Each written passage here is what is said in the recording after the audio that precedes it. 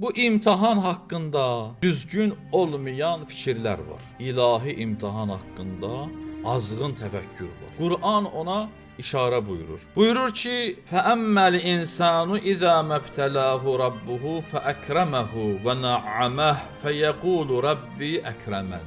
Çox gözəl ayədir, mübarək Fəcr surəsində. Allah təbarək və təala buyurur ki, amma insan o zaman ki, Rəbbi onu imtihan edir, ona ikram edir, ona nemətlər verir, insan məğrur olur, deyir ki, Rəbbim məni çox istəyir, Rəbbim Allahım məni əzizləyibdir. Və əmmə izə məbtəlahu fəqədərə aleyhi rizqə fəyəqulu Rabbi əhənən.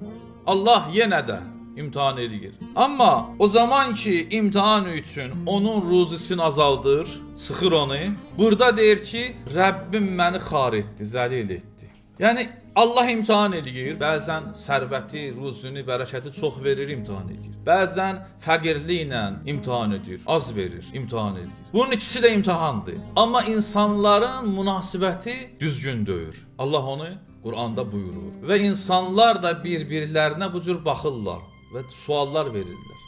Filan kəsə baxın, nəyi çatmır, gör nələri var onun. Maşınları, evləri, obyektləri, pulu, sərvəti, qızılı, mülkü, hər şeyi var. Var da, imtihan olunur. O imtihandadır, sən də imtihandasın.